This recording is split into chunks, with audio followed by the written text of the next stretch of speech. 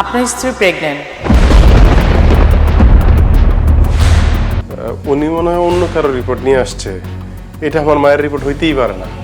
এটা অন্য কারো রিপোর্ট না, এটা আপনার মা শাহানা বেগমের রিপোর্ট।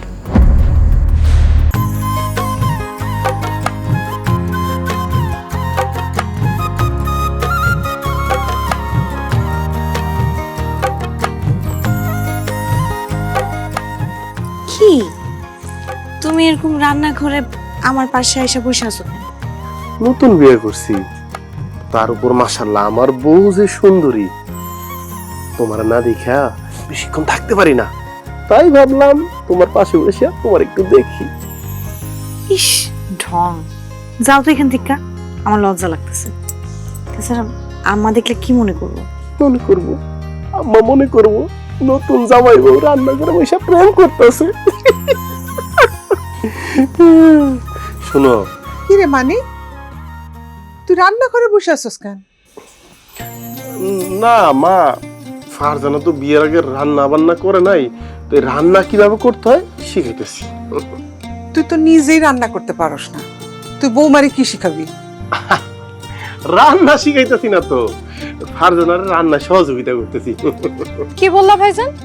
তুমি ভাবিরে রান্নার সহযোগিতা করতে আসছো? বিয়ে হইতে না হইতে বোর জন্য এত দরদ? এটারে দরদ কয় না রে, এটার একটা প্রেম, ভালোবাসা। ছি, ছি, ছি, ছি, কি কইতাছো? তাও আবার আমার সামনে, আমার লজ্জা লাগতেছে। তুমি এখান থেকে যাইবা না আমি উঠে যাবো?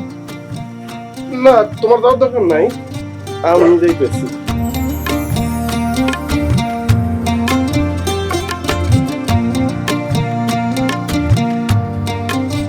বৌমা তুমি যাও, আমি রান্না করি, তুমি মানিকের লগে গিয়া কথাবার্তা কর, যাও। না না মা, আমি কোথাও যাবো না, আমি রান্না বান্নাই করবো। আপনি ঘরে গিয়ে রেস্ট করেন। আচ্ছা ঠিক আছে, তুমি আর মিতু মিলা রান্না বান্না করো, আমি পাতিলগুলা ধুয়ে নিয়ে আসতেছি।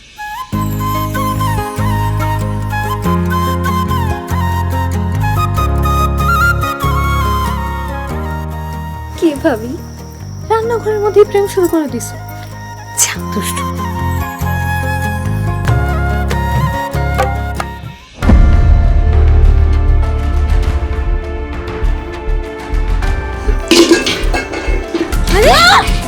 আম্মা, আম্মা, মানে মা উঠো। কি হলো তোমার? মা কি হইছে? মানে তোমার কি হচ্ছে না?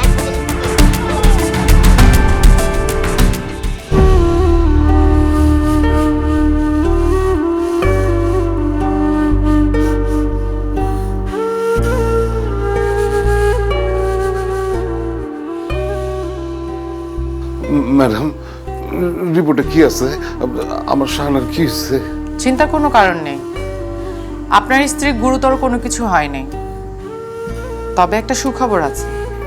সুখবর? কি সুখবর ম্যাডাম? আপনার স্ত্রী প্রেগন্যান্ট।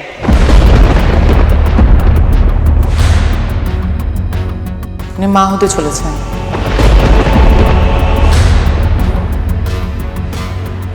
ম্যাডাম, উনি মনে হয় অন্য কারো রিপোর্ট নিয়ে আসছে। এটা আমার মায়ের রিপোর্ট হইতেই পারে না। এটা অন্য কারো রিপোর্ট না, এটা আপনার মা শাহানা বেগমের রিপোর্ট। তাইলে মনে হয় রিপোর্টে ভুল আছে, আপনি ভালো করে চেক করেন তো। এই বুড়া বয়সে বাচ্চা কাচ্চার মা হইব কেমনে? কি কইতাছেন আপনি ডাক্তার আপা? আমি যা বলছি একদম ঠিক বলছি। রিপোর্টে কোনো ভুল আসেনি, রিপোর্ট একদম সঠিক। তাছাড়া ওনার শারীরিক কন্ডিশন দেখে আমি বুঝতে পারছি উনি প্রেগনেন্ট। তারপরও আপনাদের যদি সন্দেহ হয়ে থাকে তাহলে আপনারা অন্য কোথাও নিয়ে টেস্ট করাতে পারেন।